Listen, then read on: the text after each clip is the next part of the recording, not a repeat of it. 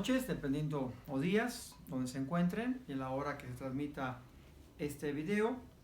Me han pedido que con motivo de la festividad que estamos por celebrar de Pentecostés, y con lo cual concluimos el tiempo de la Pascua, pues haga una breve reflexión sobre la acción del Espíritu Santo en la vida de la Iglesia, y en concreto pues en lo que ha ocurrido en los concilios, y sobre todo por supuesto en el concilio que realmente nos sigue rigiendo, como es el Concilio Vaticano II y su relación con Pentecostés.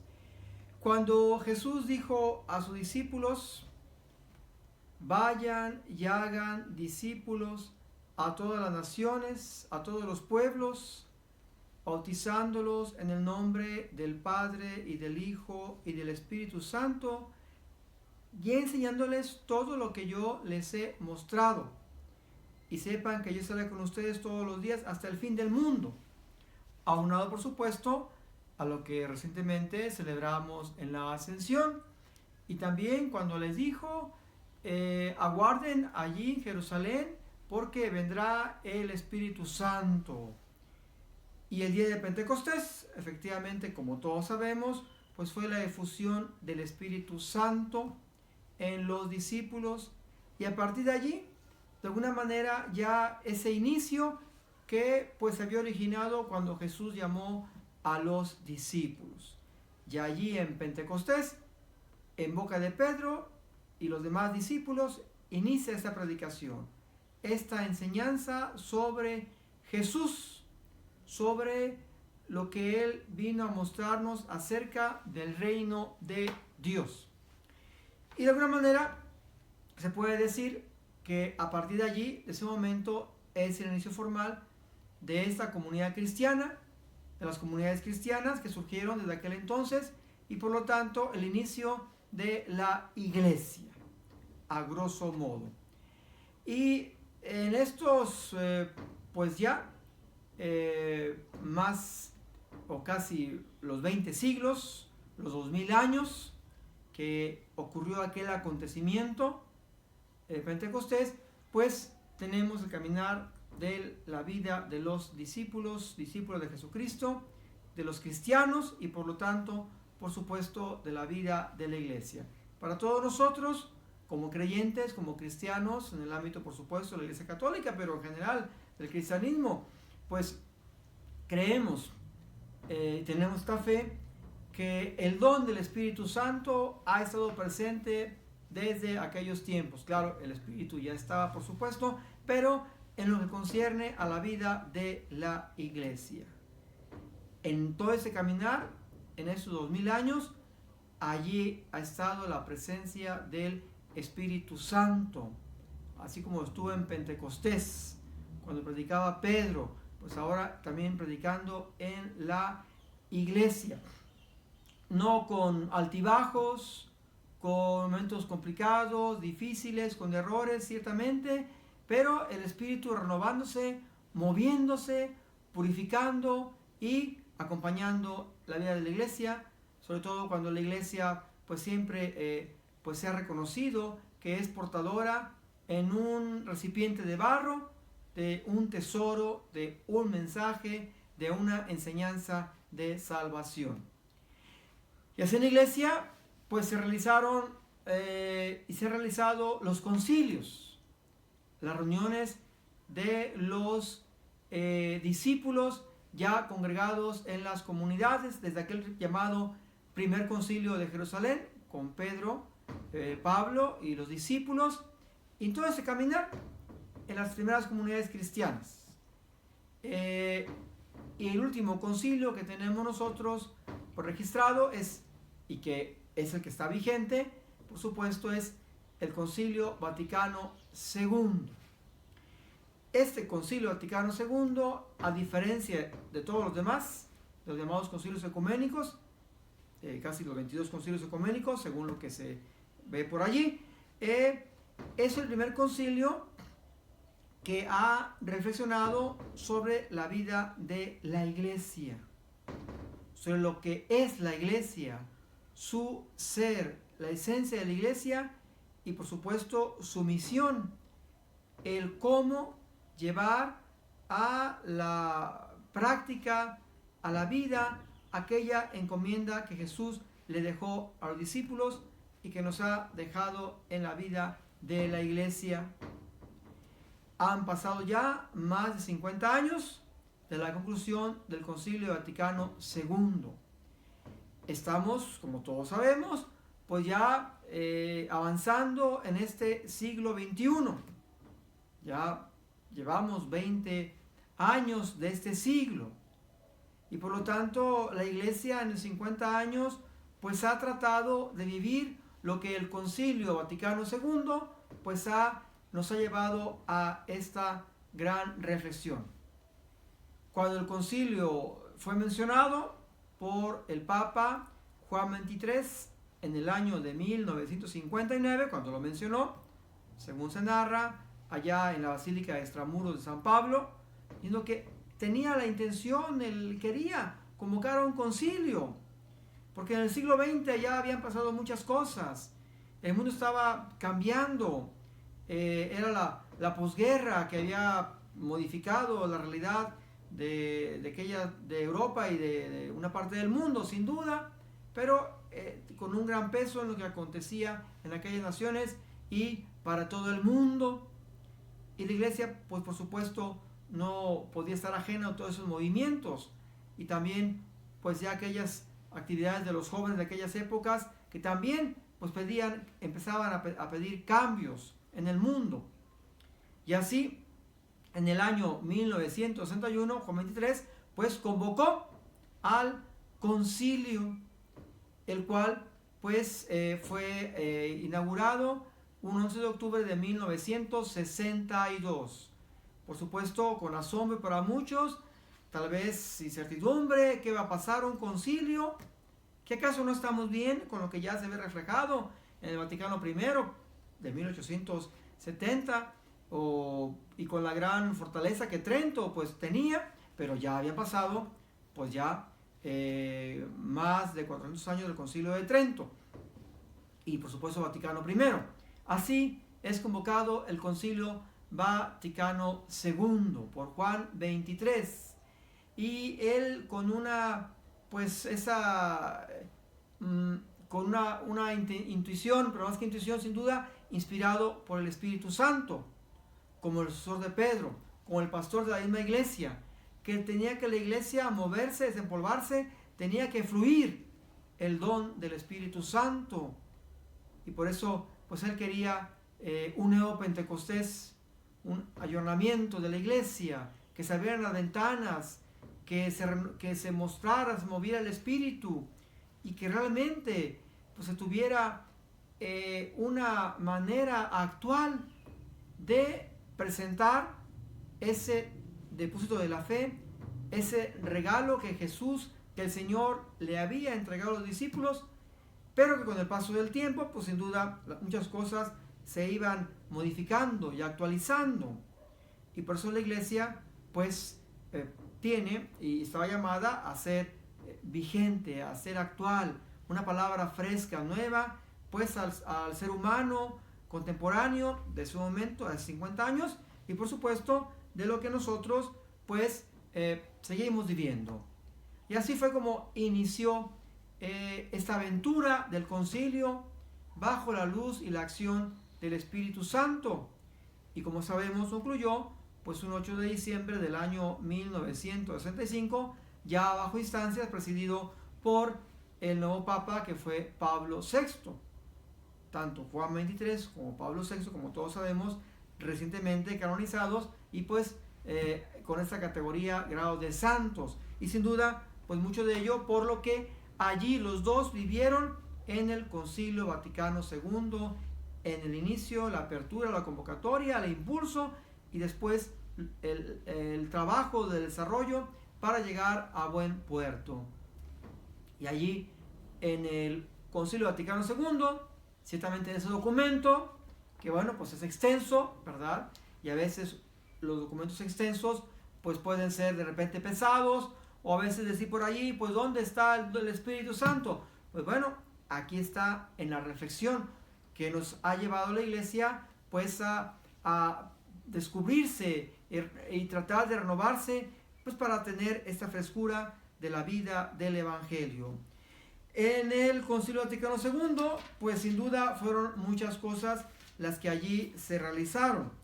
Y al menos en estas llamadas 4 documentos o 4 constituciones fundamentales, como son la Lumen Gentium sobre la Iglesia, la Dei Verbum sobre la Divina Revelación, Sacrosanctum Concilium sobre la Sagrada Liturgia, la Gaudium et Spes sobre la Iglesia en el mundo actual y sus 9 decretos y 3 declaraciones, pues condensan esta labor y esta actividad de la Iglesia y hermanos, pues allí de la presencia y de la acción del Espíritu Santo que efectivamente pues se ha movido, se sigue moviendo. Yo quisiera solamente referirme pues de manera muy general, como pues implica solamente ese momento, en estas llamadas constituciones fundamentales y sobre todo a las 2 que se refieren a la vida de la Iglesia, la Lumen Gentium y la Gaudium et Spes, ¿verdad? Luz para toda la gente. En la primera llamada constitución, que es sobre la Iglesia. ¿Qué es la Iglesia? ¿Cómo se entiende la Iglesia? Bueno, allí en esos varios puntos que tenemos, de manera general, la Iglesia sabe que es parte de la obra de Dios, de esa obra de Dios que ha iniciado el llamado al ser humano desde el pueblo de Israel, pero que ahora presente en Jesucristo, en la convocación de Jesús a los discípulos. Y la Iglesia, en una frase que todo el mundo pues reconoce y hace presente, se descubre y se muestra como sacramento de salvación. Es decir, la Iglesia es portadora de la salvación. Es solamente un instrumento, un medio que presenta a Jesucristo, presenta su enseñanza, presenta la misericordia de Dios, presenta la bondad de Dios. Y ese es su cometido. Y por eso es lo que la Iglesia pues ha reflexionado. No es algo para sí misma, sino puesta al servicio del reino, a trabajar para esta obra, poner todos sus instrumentos, todas sus fuerzas, toda su energía a la obra del Señor, a esta labor que va realizando en lo que ella misma es, en lo que la ha constituido. Y por supuesto, para formar una gran fraternidad. Y así habla la Iglesia sobre sí misma, en su estructura interna, en sus fieles, en sus obispos, sus presbíteros, sus diáconos, con la gente que le rodea y por supuesto en esa relación que tendrá con otras confesiones también, como se verá más adelante. Y un punto muy importante que nos dicen allí, ese primer elemento, es que la Iglesia está llamada a ser ese nuevo pueblo de Dios o el pueblo de Dios, y que la Iglesia se constituye de todas las personas, de todos los pueblos, de todas las razas, de todas las culturas, para formar una nueva fraternidad. Que la vida del encuentro con Dios es una vida en comunidad, en comunión, en fraternidad. No es una vida aislada. No es que yo solamente la relación de Dios conmigo, yo con Dios, Dios conmigo, uno con Dios y ya, no. Una relación que en Jesucristo nos lleve a los demás. Por eso formar una fraternidad, como dice que allí en los números de Lumen Gentium, uno se salvará, pero en comunión, no aisladamente, sino formando un pueblo. ¿Qué quiere decir eso? Pues aquello que Jesús ya había dicho y que el Espíritu Santo nos impulsa a realizarlo, ayudarnos los unos a los otros, a mostrar una mano solidaria, a mostrar un amor, a mostrar una compasión. Y por supuesto, valerse de los sacramentos como signo de salvación y de la gracia que Dios nos concede a todos y cada uno de nosotros. Y una parte muy importante que al menos se refiere a los fieles católicos, cuando dice que tenemos sí todos los elementos, pero que no bastan los elementos, sino que hay que vivirlos. Cuando dice que hay que poner en práctica o vivir la caridad cristiana, es decir, el principio del amor.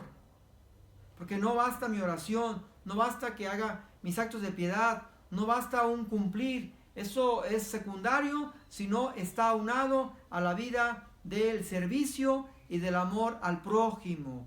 Por eso dice que lo que hagamos tiene que estar correspondido en acciones de bien, en acciones concretas al servicio de los demás.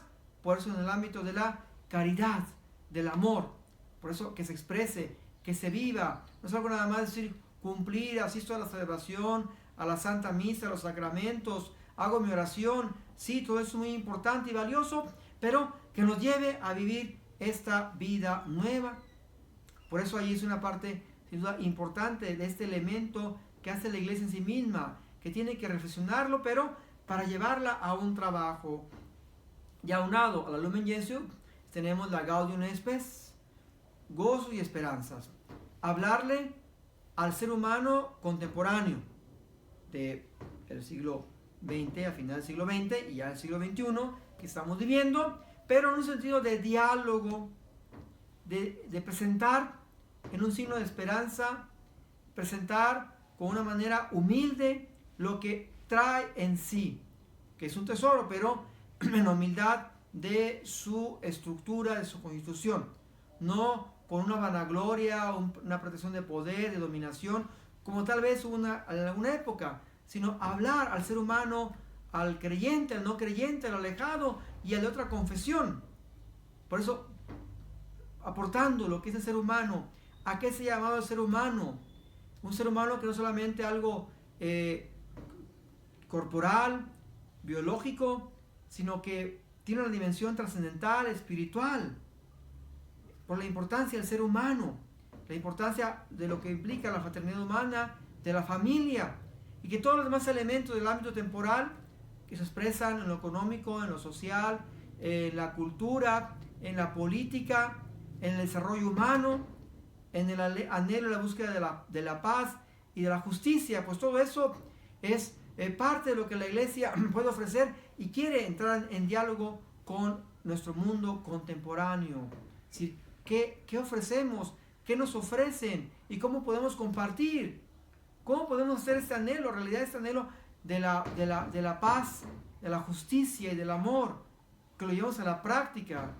Y por eso la Iglesia pues sabe que está llamada a ofrecer un diálogo al ser humano que se encuentra pues alejado, atrapado, que se confunde en lo material. Pues hoy lo estamos viendo, que ha habido muchas confusiones, hay muchas situaciones que nos alejan de los demás, que nos van aislando, un ser humano que se muestra individualista, consumista, que se centra en sí mismo, en muchas cuestiones. En los últimos 50 años que ha habido unos cambios tan profundos, que el ser humano se está estresando, se está aislando, ¿verdad? Ahora el mundo virtual, bueno, como estamos también aquí presentándolo, pero sin embargo allí expresar la bondad y el Evangelio, presentar a Jesucristo, pero ofrecer, como le preguntaban a Pedro, pues ¿qué tienes tú? No tengo ni oro ni plata, solamente te puedo ofrecer este don de la salvación, te ofrezco a Jesucristo, a su predicación y a su enseñanza. Por eso es lo que la Iglesia pues también ha recapacitado, ha reflexionado y sabe que tiene que salir del Concilio Vaticano II y todo lo que se originó de ahí, en las conferencias episcopales, en los movimientos, en los sínodos, en las reuniones que ha habido a nivel mundial, pues no es más que poner en práctica lo que el Concilio Vaticano pues ha dicho, pues retomando la fuente en Jesucristo, retomando lo que también los padres de la Iglesia nos decían, recurriendo a la fuente de la Biblia, la palabra de Dios, para presentarlo a los demás. Es decir, una iglesia de salida, como ahora se ha insistido, como ahora pues el Papa Francisco pues lo pide, pero no es más que lo que el concilio ha pedido, que salgamos, que vayamos, que no nos quedemos pues sentados, sino que estemos en un movimiento, como aquel movimiento que Jesús le pidió a los discípulos y por supuesto que el mismo Señor realizó. Y así la Iglesia en lo que vivimos, pues es ofrecer el don de la salvación. Y por eso allí está sin duda la acción del Espíritu Santo, que hay mucho camino por recorrer, hay muchas cosas por realizar para presentar esta labor del Evangelio. Y también ya un poquito al interior de la iglesia, para todos nosotros, bueno, en lo que en Sacrosanctum Concilium, en el ámbito litúrgico, pues la iglesia también nos ha pedido o ha reconocido que tiene que celebrar el misterio de Jesucristo, una celebración viva, que los fieles participen, que los fieles se acerquen, que no sean solamente espectadores, como tal vez se tuvo en una época, sí, grandes celebraciones solemnes, el canto gregoriano, pero a veces la gente pues, no sabía ni qué se estaba celebrando, sin perder esos elementos que son una riqueza, un tesoro, pues una iglesia que esté cercana, sobre todo allí donde la gente está alejada, donde no tiene esa oportunidad de acercarse al Señor, que estemos allí presentes, que la iglesia que se abra y que su liturgia pues sea accesible a los fieles, a los laicos. Por eso una renovación importante, es un elemento fundamental, pues fue esta incorporación de las lenguas vernáculas, donde la gente podía entender y comprender. Mucha gente no entendía ni comprendía lo que antes ocurría, pero ahora pues sí, fue una acción importante. Tal vez hay quien no esté de acuerdo en eso, pero ese es el don del Espíritu que nos inspiró a la iglesia para seguir adelante y para llegar a acceder a todas las personas.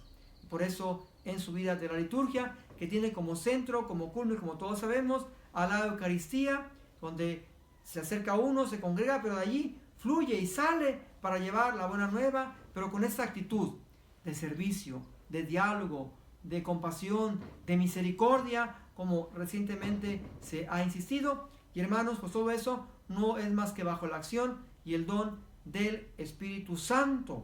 Por eso, pues en Pentecostés de aquella época, pues sigue estando presente en la iglesia, como todos lo sabemos, ahí en sus sacramentos, claro, pero también en toda la actividad de la iglesia, en la actividad misionera, en la actividad pues que brota de su mismo ser, pero que la tiene que llevar pues a esas acciones de bien para presentarlo y participarlo en los demás. Y otro elemento sin duda importante en esto mismo pues es la importancia de los laicos, que ya salía hace tiempo. Siempre ha habido laicos que han participado, pero pues no como pidió el Concilio Vaticano II, y sigue siendo un reto.